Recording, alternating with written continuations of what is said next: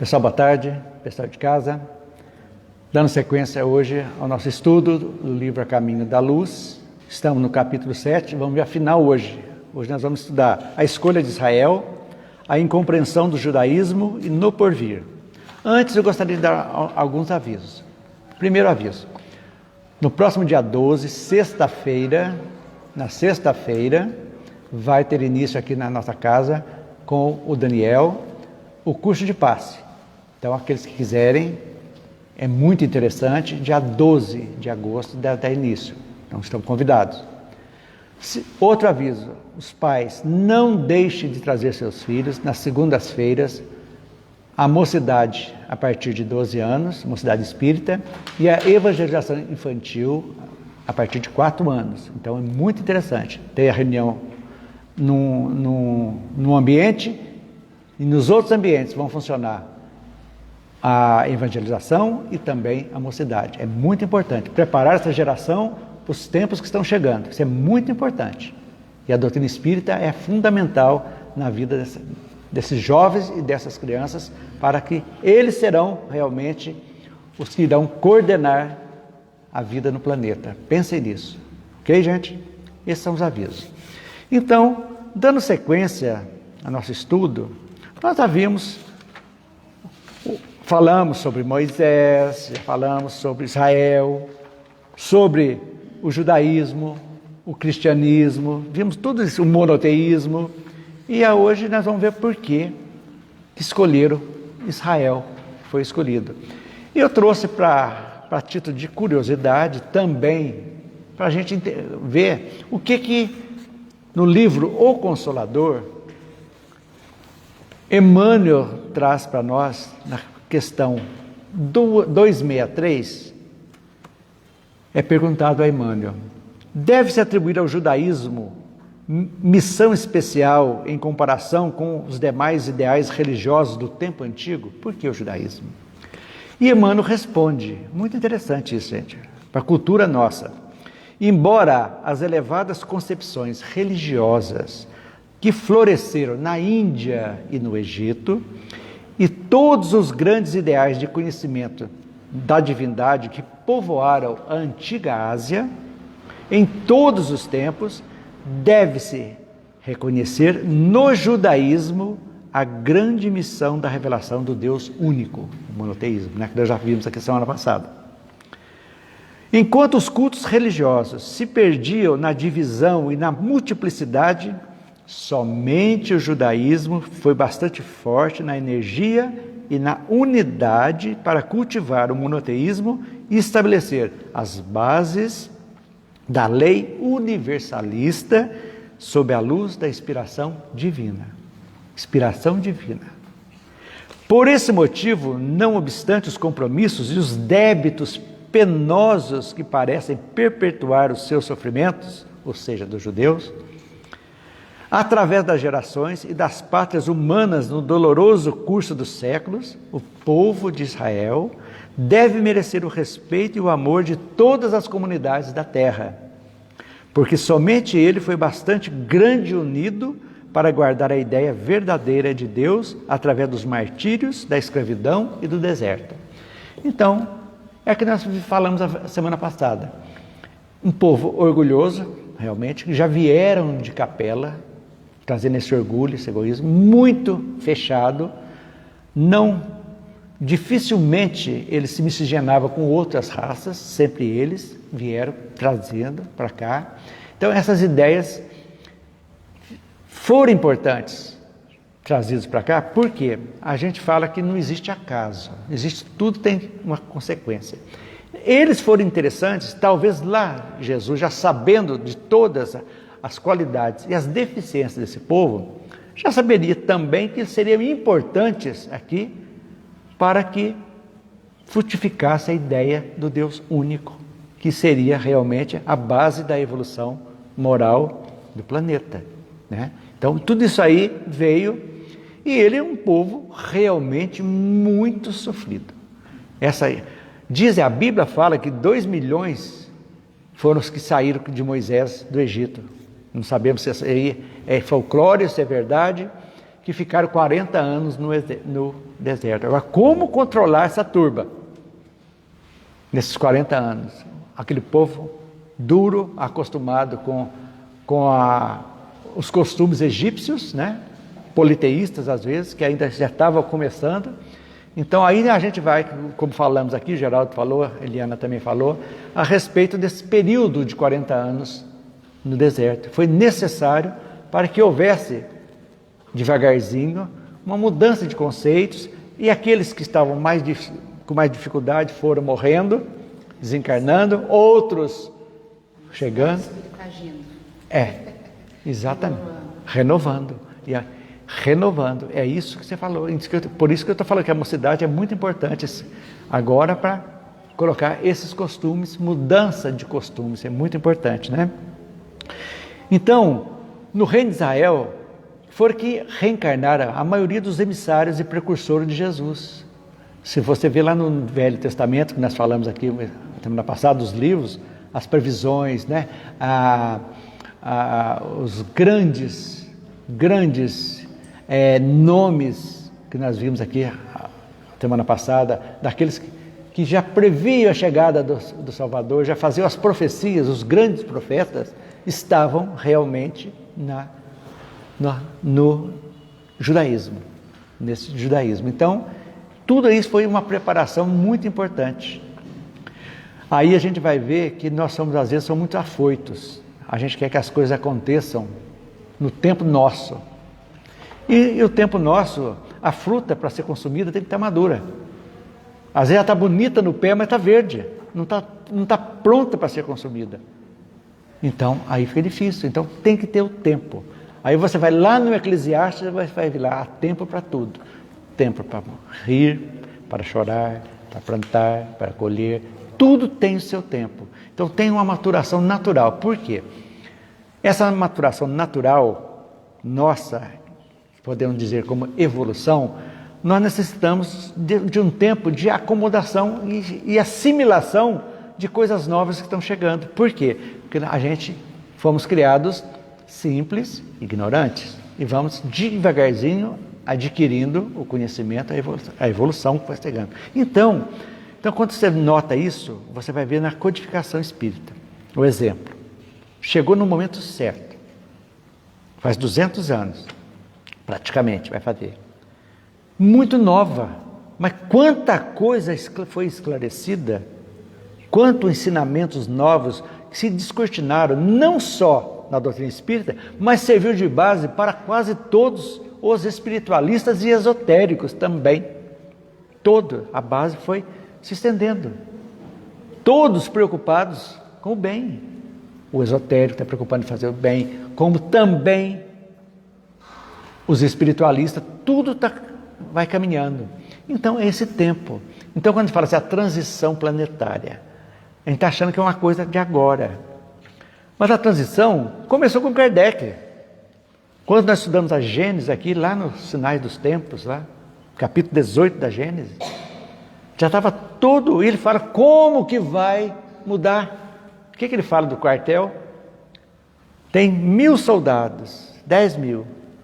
Sai 100, aposenta 100, chega a 100 novos. Mais 100, mais novos. Essa frase, na transição planetária, a gente acha que é uma coisa do planeta, né? O planeta, não a gente, né? É nossa, né? É nossa. Na verdade, não é a gente, é o planeta que vai mudar. Então, mas quem é o planeta? Somos nós, né? A gente fala planeta para englobar tudo. Então, está começando. Então, esse tempo de maturação que está chegando no ápice agora chegou no ápice, mas começou com Kardec. Quando ele já contou para nós. Ele contou coisa nova? Não, porque lá em Mateus 24 já está falando dos sinais dos tempos, já fala das mudanças que irão ocorrer, porque tudo tem uma sequência lógica para a gente seguir. Então, precisou esse tempo. Então, nós somos tocados em algum momento. Eu acho que até a gente pode dizer que é ter orgulho, mas não é. Mas não é falsa modéstia, mas nós fomos tocados, todos nós que estamos aqui estudando a doutrina espírita, procurando aprender, em algum momento nós sentimos um chamamento íntimo, de cada um de uma forma, cada um no seu tempo, Uns no começo, outros no meio, outros no final da jornada, não interessa. Tudo. Então, mas esse chamamento mostra que algo dentro de nós já estava estava em ebulição, precisando de algum momento para sair. Então, uns chegaram, estamos chegando agora. Então, isso é muito bom, porque esse despertamento é o que Kardec quis dizer quando reconhece o verdadeiro espírita pela sua transformação moral e pelos esforços que faz para dominar suas más inclinações. É isso. Porque como que você faz esforço para dominar a sua má inclinação? Você admitindo que você tem má inclinação, que você tem deficiência. Se você não baixar a bola, achar que você é perfeito, você nunca vai se encontrar com a espiritualidade. Mas a partir do momento que você fala assim, poxa, dominar a influência, eu tenho, todos nós trazemos conosco ainda deficiências, muitas. Mas então é esse trabalho contínuo de dia a dia, a gente conseguir, que a gente vai ver que tudo isso que nós estamos estudando aqui, a sequência foi uma lógica perfeita. Desde o pessoal de capela que veio, o trabalho que teve para juntar com os nativos da terra, aqui para acertar o perispírito, começar a evolução tecnológica que começou com a agricultura, as primeiras fábricas, fabriquetas de olaria, de aquilo lá, para chegar no que somos hoje.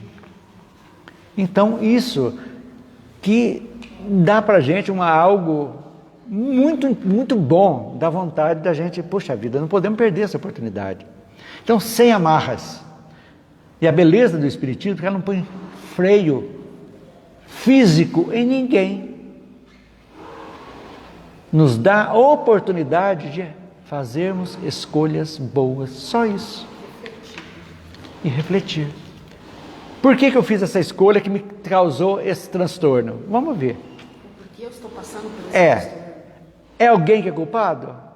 A gente tinha uns tempos atrás, todos nós falávamos, as nossas desventuras, sempre teve alguém que foi culpado. Hoje nós sabemos que ninguém é culpado pelas nossas desventuras. Nós que escolhemos mal. E temos que, mas e daí? Vamos aprender a escolher bem. Não é esse o objetivo? Escolher bem. É isso que a gente está fazendo. Escolhendo bem. Por quê? Porque esse trabalho, não importa a chegada, é importante a trajetória. A chegada nós vamos chegar lá, um dia. Como espírito puro, vamos chegar. Mas a trajetória nossa é fundamental. Por isso que Jesus, para nós, não interessa objetivamente, nem como nasceu, nem como morreu. Nos interessa o que Ele deixou para nós. Esse sim, esse é o importante. Então tudo isso que nós vamos aqui, a escolha, foi tudo uma engrenagem que foi devagarzinho se encaixando. Usando o livre-arbítrio, houveram milhões de coisas que saíram um pouco do caminho, então voltam, foi aprendizado, não adianta reclamar, houveram as cruzadas, mataram, já foi. Não dá para reclamar mais. Constantino pegou, juntou tudo, fez o que quis do cristianismo, deu no que deu, não tem importância. Foi experiência. Tudo está dentro desse tempo. O tempo de Deus, que fala, deixa meus filhos, quebra um pouquinho a cabeça aí, até vocês aprenderem. Porque tudo que consegue com esforço é proveitoso, nunca é esquecido. Vê o exemplo, ganha um dinheiro, um monstro de dinheiro na loteria, você nunca teve. 99% de ficar pobre, de jogar tudo fora, porque não tem valor, não dá valor. Acho que aquilo ali, mete os pés pelas mãos e perde tudo. Agora, consegue a tua casa com trabalho, consegue o teu carro, vai devagarzinho para você que como valoriza. Você sente bem, porque é seu esforço, é abençoado esse esforço que você tem. É isso que a gente tem que fazer. Então, tudo isso para ilustrar os nossos ancestrais, é a nossa vida lá. Porque nós temos hoje, segundo Emmanuel, um quarto da população encarnada e 3/4 desencarnado, se revezando. Aprendendo lá no mundo espiritual, um tempo lá vem, dá mais um impulso aqui, vice-versa, e assim vai chegando. É a lei da vida. Então, esses profetas que vieram lá exatamente viram, foi mostrado o que iria mais ou menos acontecer, e realmente aconteceu. Então, a cada século, a cada profeta, se renovavam as esperanças nos templos de Jerusalém. Os sacerdotes, os doutores da lei, confabulavam sobre a vinda do Messias Salvador. Todo mundo já estava prevendo esse Messias, já chegava lá, né? Mas, infelizmente, como disse há pouco, as paixões predominantes daquele povo sofrido. Os judeus foram muito sofridos, foram escravizados, né? Mas não deixavam o orgulho, mas levavam muito a sério a história de Jeová, que era o Deus único. Tinha a ritualística deles, tudo certinho, tudo sem problema, fazia parte, mas tinha aquela fé. E as profecias não entendiam que iria chegar um momento que alguém viria de um mundo maior para guiá-los, para guiar a humanidade. Eles achavam que seria só para o povo de Israel, que ia libertar do jugo de todos os sofrimentos que tinha. Sofrimento no Egito, sofrimento de tudo, sem pátria, sem nada. Eles achavam que seria isso. Então, chegaria como um grande guerreiro. Eles esperavam um grande guerreiro, que viria exatamente cheio de glória, muito mais poderoso do que todos os reis da terra. Todos os reis juntos, ele seria muito mais poderoso. E assim, para mostrar a todos, ao orgulho, a superioridade do povo hebreu.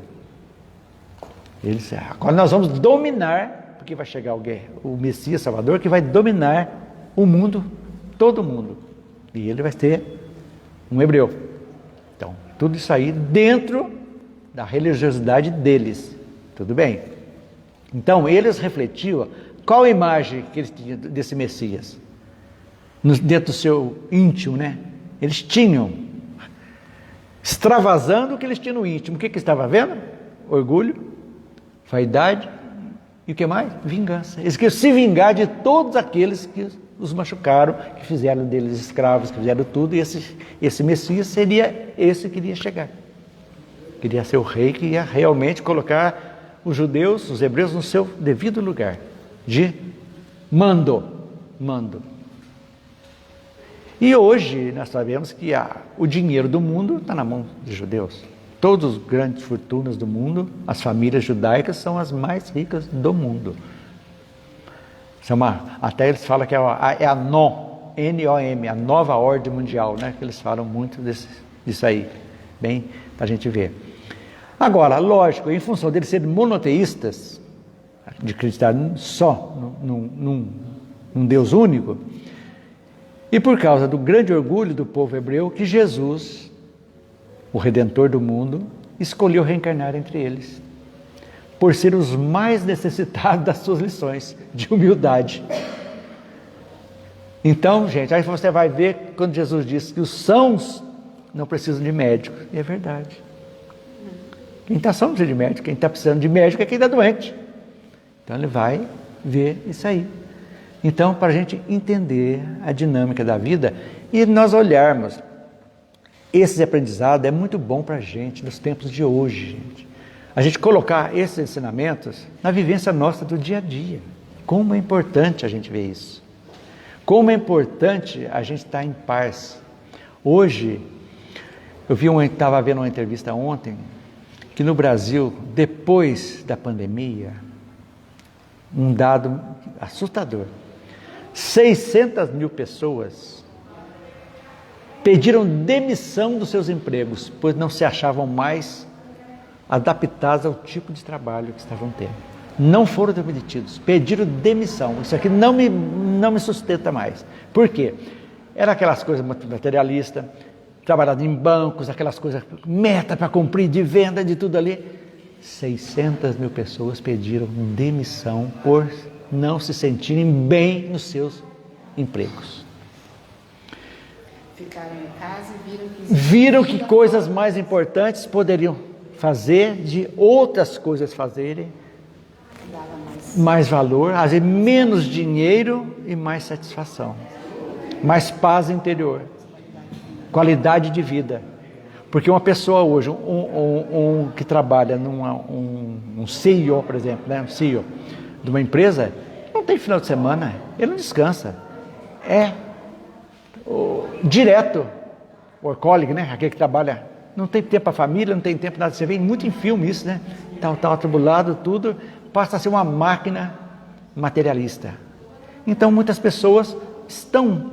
Esse caminho de interiorização é um dos fatores preponderantes que vão começar realmente a mudança espiritual do planeta que está ocorrendo. E olha aí, mais uma função da pandemia, né? Mas a pandemia, tudo não é por acaso. Tudo tem uma razão de ser. Então a gente fala, as pessoas não fizeram. Não estão adianta, mas muitas pessoas fizeram. Muitas pessoas se modificaram, sim. Tanto na alimentação, no meio de vida, modo de vida. Muito. E agora no trabalho. Família. E no trabalho. Eu engraçado, fala assim, foram demitidos. Não. Foram pedidos de demissão no Brasil. Pedidos de demissão. Que pediram por não se situarem.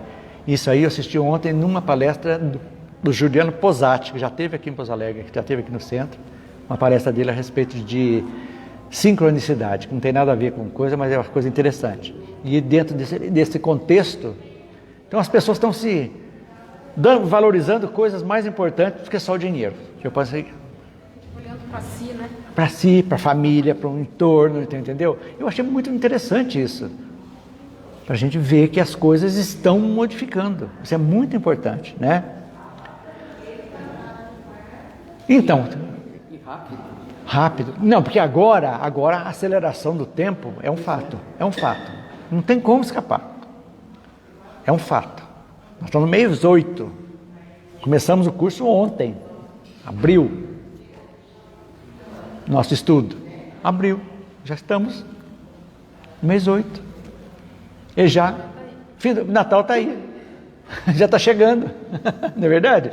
Então, o tempo urge, então é a hora agora da gente, não, o que eu tenho que fazer? Eu tenho que fazer nada, você tem que se encontrar com você, olhar para dentro e falar, o que eu estou, o que eu quero da vida, o que eu tenho que melhorar, o que eu quero ser feliz, mas onde está essa felicidade? Está no ter ou no ser? Você tem que fazer opção. Que vai ser o tema da minha palestra de segunda-feira, o poder das escolhas. Que a gente vai falar sobre isso. Então, o que você quer? Escolha.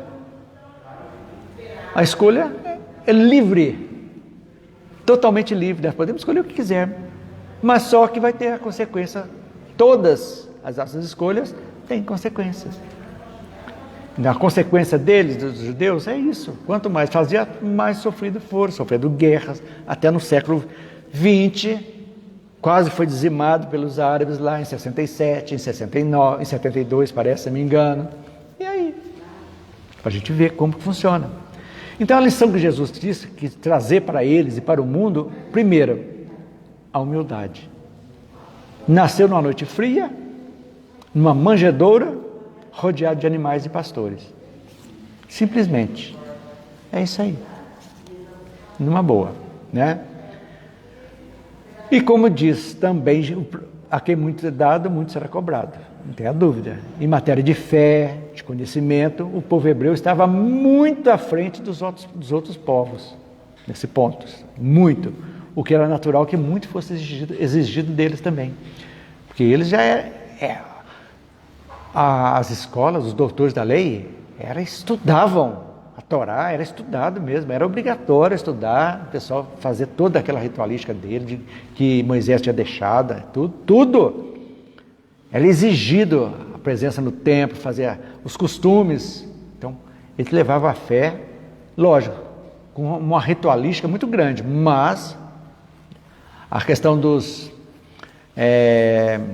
quando se matava, oferendas, né? Que falava, sacrifícios, né?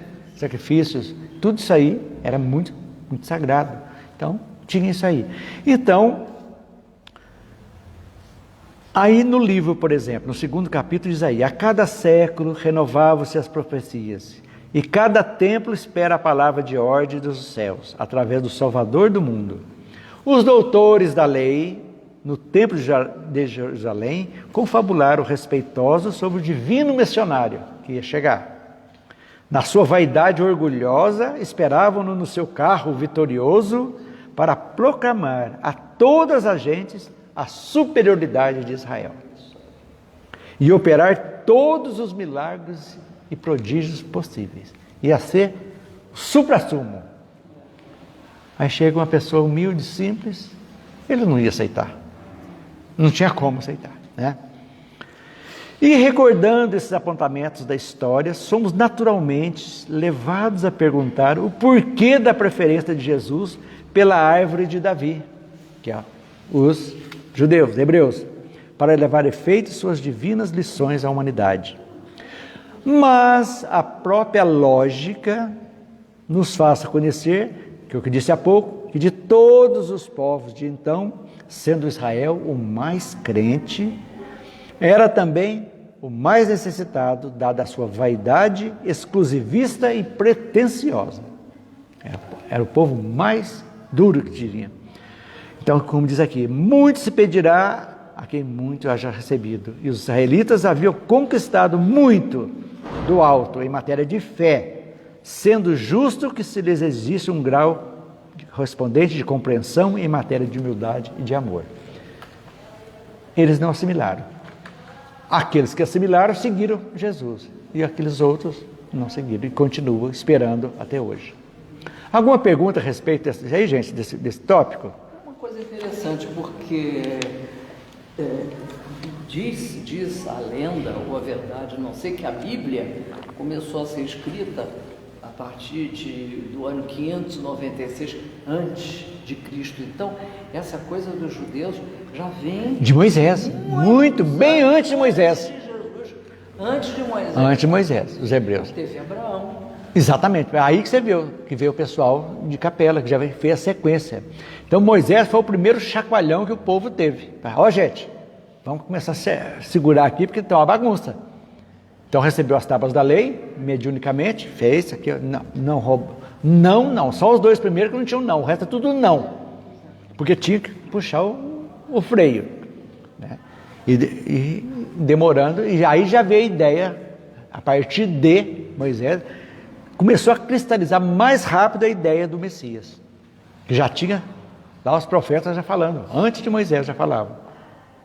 Aí cristalizou, gente, o Messias vai chegar, o profeta vai chegar. E as escrituras sagradas todas sendo falando, escritas, sim, já, falando sobre lógico, tudo, porque Moisés foi 1500 anos antes de Cristo, né? Até hoje eles esperam. Esperam. Esse dia eu resolvi lá na academia, o senhor moço falando com a conversando, eu sei que ele é evangélico, não pode ela falar assim, muito educadinho. Aí nós temos que confiar, né, que ele vai vir, o Salvador vai Mas vir. como eles vão Ele vai vir, não, aceitar? infelizmente, mas eu não estava na conversa, eu vi eles falando. Mas isso aí não só os judeus, como os evangélicos também acham que Jesus vai Eles voltar. vão aceitar, não. Olha, aceitar não é o interessante, não é o principal. Como será que eles vão... Todas as religiões, o caminho das religiões, no que Kardec nos fala, lá na questão, se não me engano, esqueci, 798, 700, fala futuro das religiões. Então o Espiritismo não é o futuro, né? Não, é a religião do futuro, é o futuro das religiões. Devagar vai Vai cair na ficha, nos postulados. Esperar muito tempo, né? Os postulados espíritas, que são tratados pela lógica e da razão, vai ter que chegar num ponto que todo mundo vai aceitar. Por exemplo, a questão do céu e inferno é um ponto pacífico que não vai ter condição mais de aceitar. Se você começar a pensar bem, fala, meu Deus, como é que vai condenar alguém eternamente? Pronto, já matou. Não tem. Então, vai ter que entender. Mas como então tem dificuldade? Reencarnação. Então, você vai ter sempre chance. Pronto, todas as religiões, renovação. Também se aplicando nas outras religiões. Exatamente. Então vai chegando. Esses espíritos que estão chegando, os 250 mil que vão chegar até 2057, que o Divaldo fala, vão reencarnar em todos os setores do mundo, no islamismo, todas essas ideias novas que vão chegando. Sim, por isso que o tempo nosso é um, o tempo de Deus é outro, mas está afunilando rapidamente, e rápido. Graças a isso, a internet, que vem trazer... se Paulo tivesse a internet na época, né? Estaria totalmente o mundo rapidinho, mas cumpriu sua missão. É isso que é interessante a gente saber, né? Então, aí que nós vamos estudar agora a incompreensão do judaísmo. O judaísmo não aceitou Jesus como o Messias. Né? Jesus não foi reconhecido, nem tampouco compreendido. Tanto que quem pediu a morte deles foi quem? Os judeus. Porque eles queriam um guerreiro, né? O Pilatos lavou as mãos, ele não vejo nada de crime. Mas seus, então, eles que não, tem que ser condenado. Por quê? Porque o orgulho, eles queriam um guerreiro. Veio um carpinteiro, filho de um carpinteiro, simples, que tinha o dom da palavra e falava coisas maravilhosas, que pegava e fazia isso aí que vai, esse cara aí que vai nos guiar, você não vai tirar Roma de cima de nós nunca, não vai ser, não, que deu orgulho, e ele ainda foi falar que meu reino não é desse mundo, pronto, ainda azedou tudo, lá para Pilatos, escutando, meu reino não é desse mundo, sois rei aonde? Onde está seu reino? Não é desse mundo, pronto, aí acabou de zangar tudo, não é verdade? Então, eles esperavam que o Messias chegasse coberto de glórias, aquele rei poderoso mesmo, né? Para humilhar os reis do mundo, dando todo o poder ao povo de Israel. E eles ficaram com medo, porque as pessoas começaram a pensar, as pessoas não, uma minoria começou a pensar de forma diferente. Que só os chefes que estavam, exatamente. Era o amor. Era fraternidade em vez de briga, luta e morte. Mas aí os sacerdotes vão perder o poder. Claro. Se todo mundo vai, o conhecimento, todo mundo vai perder o poder. E daí, como é que faz? Como é que nós vamos ficar? Como é que não vão fazer? Tem que eliminar essa coisa aqui, esse cara. Incomodou, né? Incomodou, ué. Incomodou. Como também o jejum e a paz foi tão forte que Gandhi conseguiu libertar a Índia só com a prece e a postura dele, ele conseguiu, sem guerra, sem nada. E fazendo o seu jejum lá, greve de fome, luta. A conduta dele também falando bem, pregando a paz, e dominou. Foi um enviado também, não tenha dúvida disso, né? Aí que a gente vai entendendo que eles queriam um Messias que ofuscasse a glória do César de Roma, que obrigasse o César a ajoelhar nos pés deles, fosse o rei do mundo, quer dizer, o rei temporal, né? Material, é isso que pensavam. Não entenderam a essência espiritual que Jesus veio modificar, veio aprimorar o que Moisés já tinha dito, né? Um aprimoramento. Dá um outro rumo. O rumo ao mundo, não tenha dúvida. E que se não fosse abarcado pelo um poder, que é criado uma estrutura, né, de igreja, como aquela estrutura hierárquica, dogmática, o mundo estaria outro hoje. Ele veio falar para o mundo. Ele não criou uma igreja, nada. Ele pregava na rua, na casa, debaixo das árvores, do barco, para todo mundo. Aí, né, as escolhas dos homens foi respeitada, né? Então, e o mais interessante, ele achou entre os apóstolos tudo ignorante perante a terra. Poucos alfabetizados, os apóstolos, mas eram pessoas de espírito muito elevado, que estavam ali exatamente aguardando, que não era considerado digno aquilo ali, pescadores ignorantes, para ser os seus exemplos, os seus discípulos. Então, Jesus disse, olha, que ele mexeu com todo mundo, com a elite do judaísmo. Bem-aventurados os pobres e os aflitos, porque serão consolados. Então, tudo isso aí mostrando Abandonou o templo. Ele foi no templo, ele tinha 10 anos, foi bater papo lá. Os doutores da lei não conseguiram dobrá-lo. Está lá. Ele lá com 10 anos, falando tete a tete com todos lá, discutindo as leis. Perguntas e não sabiam responder. E aí? Então ele abandonou e foi pregar ao longo do mar, rodando por ali, mostrando a simplicidade. Então, o lago de Tiberíades, né, que ficou é muito famoso ali, que pescaria, tem lá para cima, né, no norte de Israel. Tiberíades por quê? Porque é homenagem ao rei, o César Tibério. Na época, Tiberíades. E ensinava através de parábolas aos simples. Parábola, gente. Por que parábola?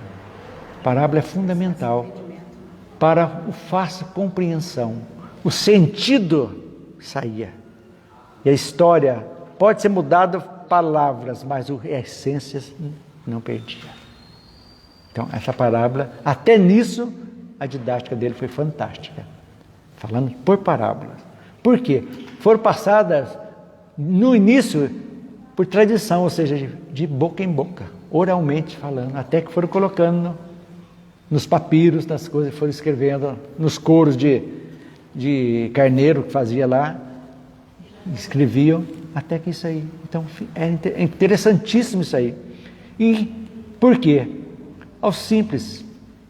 Porque os simples são mais fáceis de receber o novo. Por isso que é importante, tem um exemplo, tem empresas, por exemplo, que vão contratar pessoas, não quero com experiência, eu quero que você venha para cá para você aprender aqui, tudo fresquinho para você aprender, para você crescer. É a mesma coisa, então é mais fácil. Você conversar com uma pessoa humilde, simples, moldar. Então, quando você tem, por isso, vai e volta, que o Espiritismo não vai fazer proselitismo. Nós não vamos bater na porta de ninguém para trazer pessoas para serem espíritas. Não, não é esse o objetivo. Porque se você tem uma opinião formada como evangélica, como católica, como budista, temos que respeitar. É a sua verdade. Agora, se você tiver alguma dúvida que a tua crença não te complementa, e se nós pudermos complementar, é isso aí, sem imposição. Mostrando, nós pensamos assim. Por quê? Por isso. Mas eles podem matar, tem que saber. Não, mas aí se ele vier perguntar, não pode matar. Agora, nós não vamos. A família do meu marido. Mas não adianta, eles não estão o tempo deles não chegou ainda. Não, mas eles querem que a gente mude. Mas aí não tem jeito, tem que explicar para eles. Quem muda somos nós. Ninguém obriga ninguém. Não, aí já é um orgulho também de achar que só eles estão certos, né? Nossa, é muito difícil. É difícil, mas paciência. Água mole em pedra dura, tanto bate até que fura. Vamos mandar luz, energia. Muito raro. Então eles falavam assim, que se eu abandonasse o espiritismo e fosse para a igreja, eles saravam. Daí eu falei, então eles não vão. Eles não vão embora por causa de mim, mas eles não vão. Porque eu não vou ser hipócrita. Gente, mas isso aí é uma coisa que foge da lógica, né? Eu não vou ser hipócrita, porque se eu for, Deus está vendo que eu estou mentindo. Né? Aí seria hipócrita, né? Eu vou estar Aí eles foram mesmo, né? Já era, né? Mas eles queriam, falavam assim, se eu fosse, eles não... Gente, colocar nas suas costas uma responsabilidade dessa aí é um absurdo, né? Uma coisa sem lógica, pelo amor de Deus, né? Ai, Deus do céu, a vida é complicada, né? Então, gente, os judeus não reconheceram Jesus como o Messias. É um fato. Fato. Mas eu vou falar daqui a pouco, tem alguma coisa mudando já, viu? Entre eles. Daqui a frente a gente vai ver. A maioria que procurava Jesus era para que ele curasse, as curas, né? Ou resolvesse seus problemas. E quando ele beneficiava alguém com seu magnetismo, agora vocês imaginam a mediunidade, não é mediunidade, a mediunidade dele é Deus direto.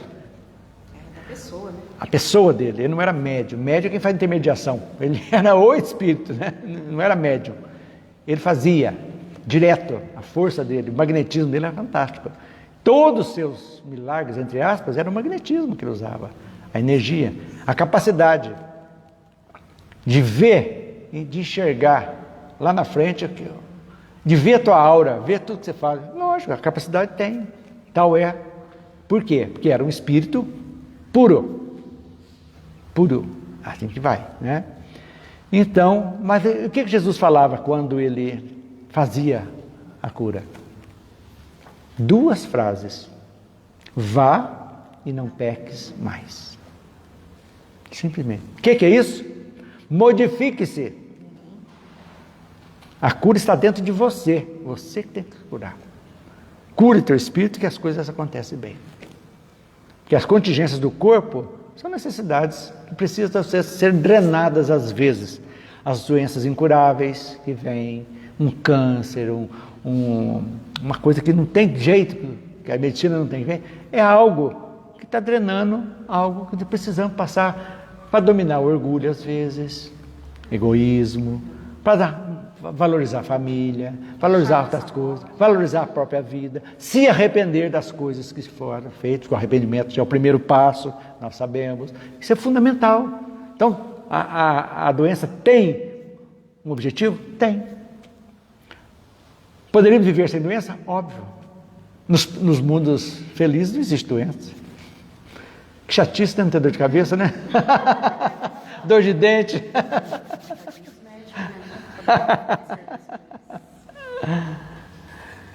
Então poucos entenderam a essência dos seus ensinamentos, que era a reforma íntima, que a doutrina veio mostrar.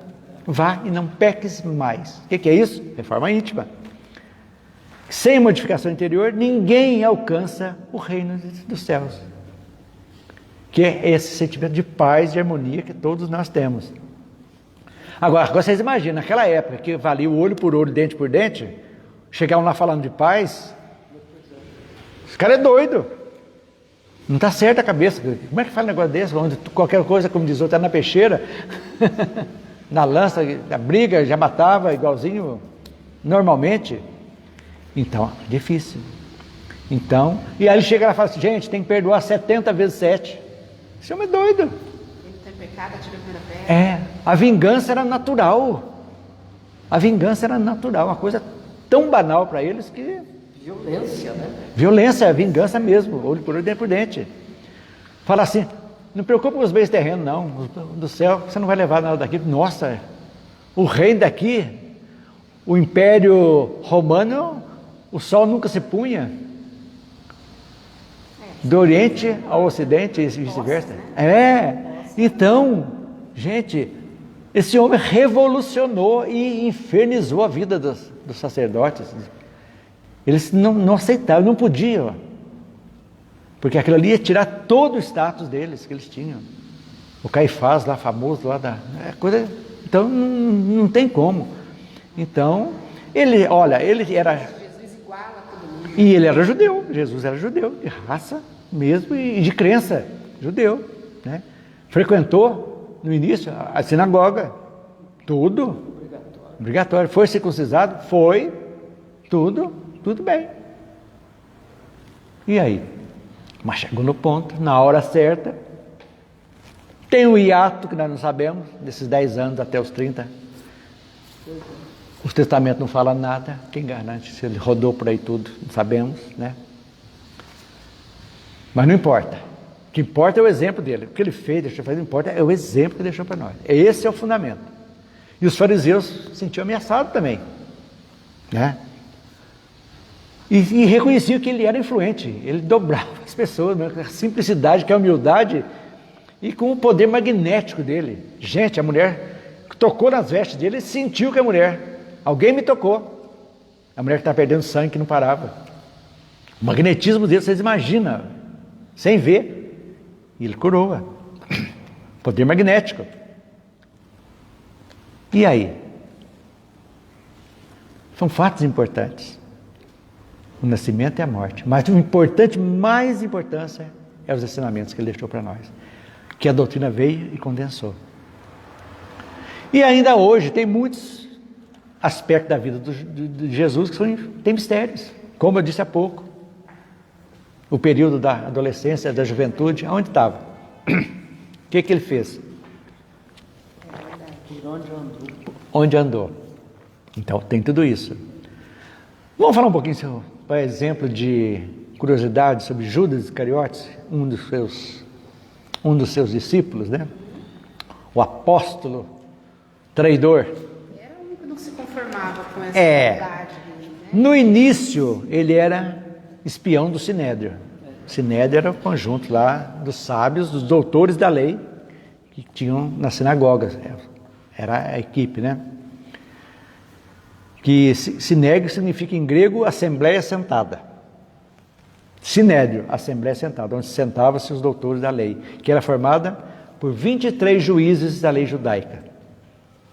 Isso é cultura, gente. Para entender. Sinédrio, Assembleia Sentada. Quantos compunham o Sinédrio? Sinédrio. Drio. S-I-D-R-I-O. E 23 doutores, aqueles que estudaram a lei mesmo. Já é o Velho Testamento, a Torá, as leis mosaicas, tudo ali. Né?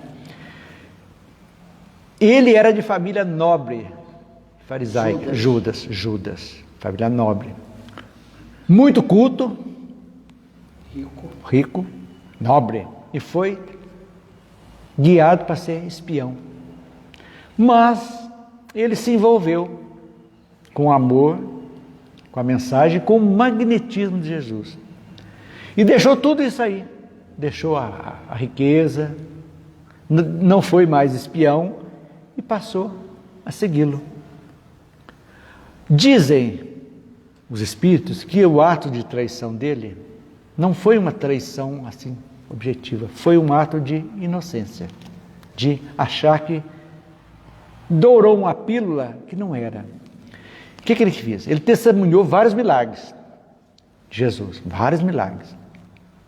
Ele achou que se ele entregasse Jesus aos romanos, conseguiria algum dinheiro para a causa de Jesus. Pois ele foi tesoureiro do grupo. Então ele entregava, os romanos não iam matá-lo, não ia porque não estava subvertendo nada. Ele achava que talvez Jesus ia reagir e começar a mudança. Então, mas ele era tesoureiro, ele preocupava com o dinheiro, porque ele tomava conta do dinheiro do grupo, para comprar as provisões. Vamos viajar, vamos para lá, Judas, compra as provisões, prepara, tal. Então ele acreditava, olha para você ver, isso aí é espiritualmente falando, ele acreditava, como Jesus fazia milagre, que na hora que ele fosse preso, ele ia ser desmaterializado, ele ia sumir, desaparecer. Isso, Jesus. Jesus ia desaparecer. Ele achava na cabeça dele, como ele tinha aquele poder, ele tinha esse poder. Então, na inocência dele, eu vou dar, pego dinheiro, e ele vai sair bem dessa. Jesus vai se materializar. E tanto que quando percebeu que Jesus nada fez, isso aqui é fato que os Espíritos contam para nós, a respeito de Judas. Quando Jesus não fez nada e se deixou prender e não se desmaterializou, ele entrou em desespero, jogou o dinheiro fora e se enforcou. Então ele se enforcou. E Jesus, quando desencarnou, onde que ele foi? O primeiro passo que ele fez foi socorrer Judas do umbral. Jesus reapareceu para seus apóstolos, espíritos materializados, prometendo a vida do Consolador que veio com codificação espírita. E foi nos umbrais socorrer Judas. Primeiro nos umbrais socorreu Judas e depois se fez visível para os seus espíritos. Como que ele fez visível, gente? E os médiuns que estavam ali, de efeitos físicos, que eram todos ali, usando a energia dele e a própria dele, acontece a materialização que nós estamos vendo hoje naturalmente. Então tudo não é milagre, tudo foi feito de acordo com os médiuns, os apóstolos ali, todos eram médiuns, forneceram a energia, né? E Jesus se materializou, fez visível. Então, é aí que é interessante, para a gente entender. E tem o Evangelho de Judas, inclusive. Tem, já falamos. Que é proscrito, né? Não pode, eu tinha vontade de ler, viu? Fora da igreja. Para conhecimento. Mas tá na internet. Deve ser o Judas Tadeu. Não, eu acho Iscariote. Esse Judas Iscariotes também. Ele era muito inteligente. E rico. Não sei se é ele. Eu acho que aqui fala que é dos Iscariotes. Que fez Porque assim ele escreveu, o Evangelho ele escreveu antes de morrer. antes de Jesus. É. Ele deixou lá alguma Mas coisa. fala assim que Jesus não pôde tirar ele de lá de imediato, né? Ele ficou lá. Mas na realidade ele feriu uma lei tirando a própria vida. Então é lógico. Lá, né?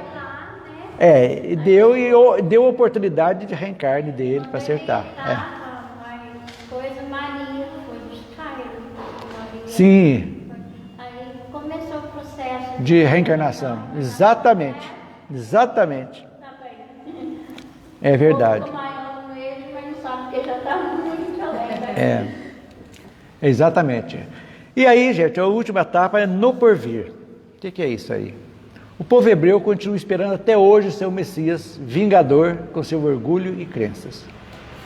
Após aquela triste tarde da crucificação, as sombras das dores pesaram mais sobre o povo orgulhoso, se refletindo até hoje nos dias atuais. O Divino Mestre continua acompanhando eles. No momento que esse povo fraterno sofrido e sem pátria, na época que foi escrito esse livro, foi em 38. E a pátria de Israel foi criada depois da Segunda Guerra, em 48, né? 48, por um chanceler, ajudou muito, Oswaldo Aranha, que era brasileiro. Então, até então não tinha pátria. Eles eram nômades, jogados, espalhados. Então, está dizendo aqui, Emmanuel escreveu o Caminho da Luz antes da criação do Estado de Israel, para que compreendam a verdadeira missão do cristianismo, unindo-se aos outros povos para a formação de um mundo melhor. Agora, uma coisa interessante. Surgiu nos Estados Unidos, no século XX, e isso aqui é novidade, eu acho que vocês não sabem disso também, como eu não sabia, o judaísmo messiânico, uma corrente do judaísmo,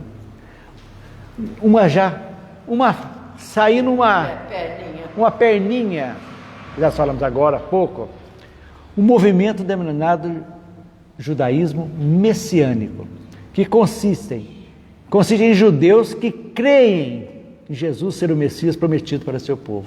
Quer dizer, já está começando, então essa parte já crê que Jesus foi sim o Messias.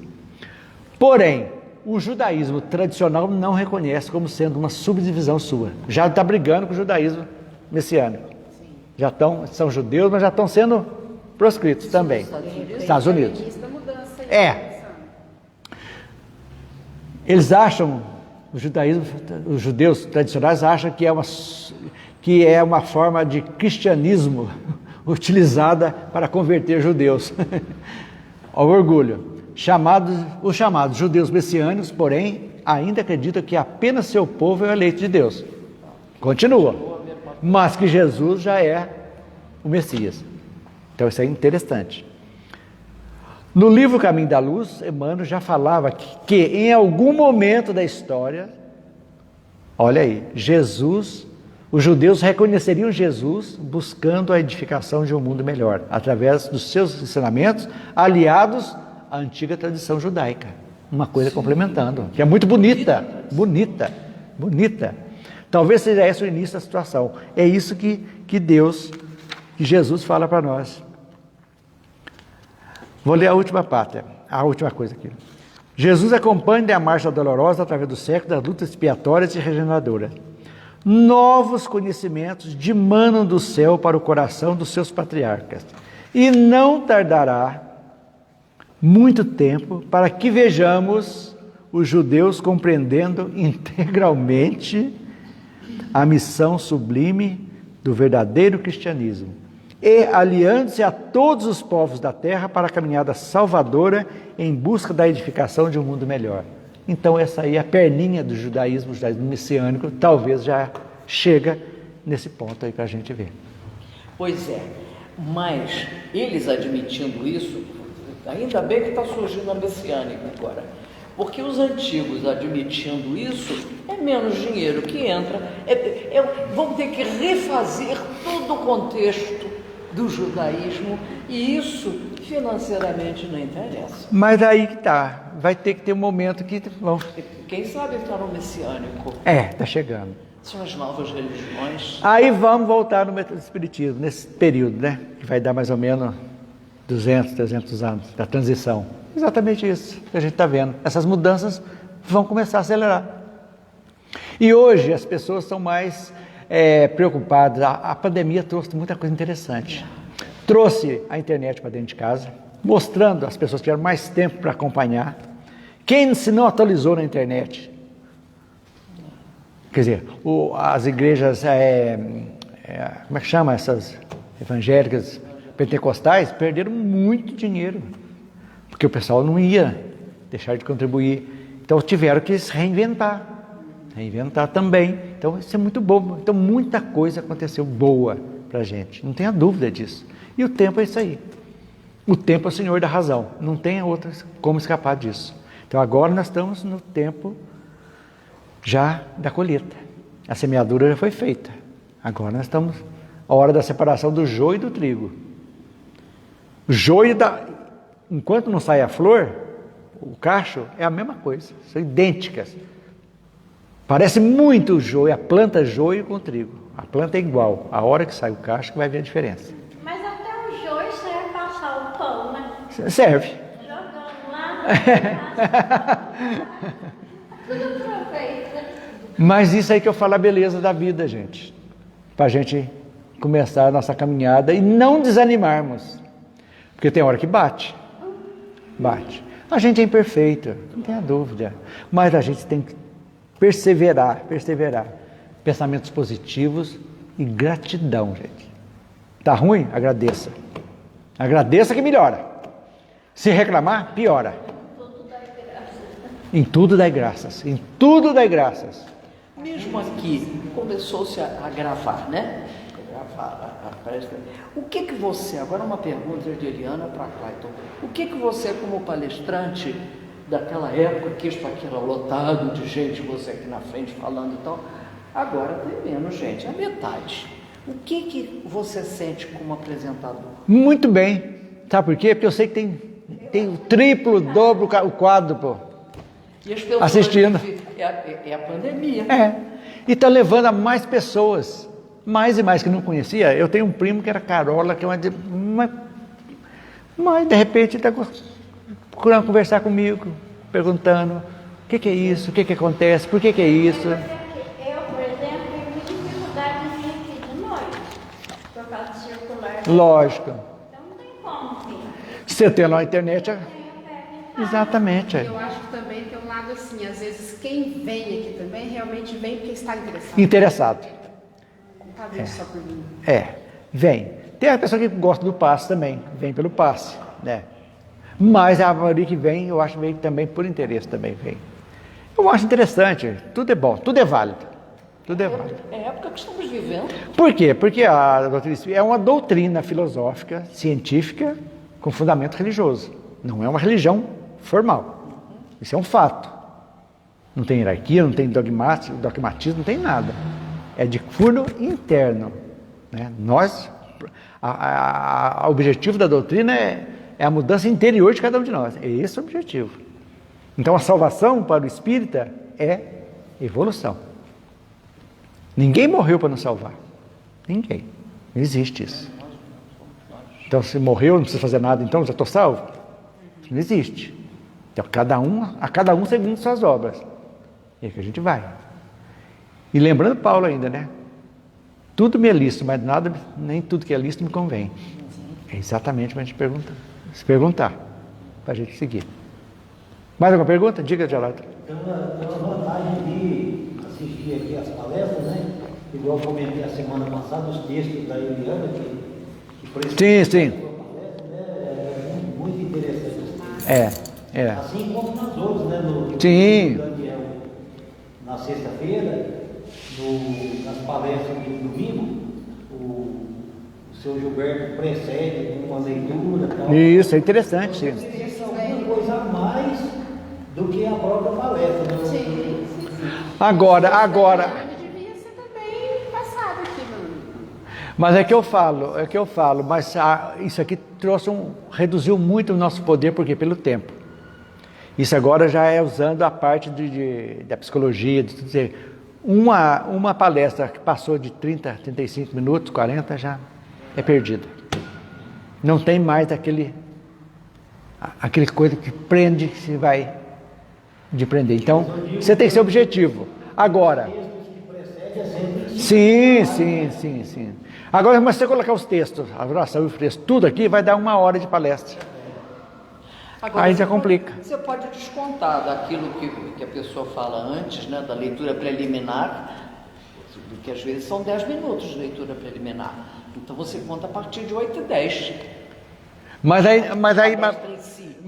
eu estou dizendo, mas se for filmar, vai dar a mesma coisa. Vai dar 10 mais 30, vai dar 40, vai dar 50 minutos, aí você extrapola. Então por isso que não está filmando as palestras preliminares, exatamente para não atrapalhar a gravação, entendeu? Então não filma preliminar. Não filma preliminar.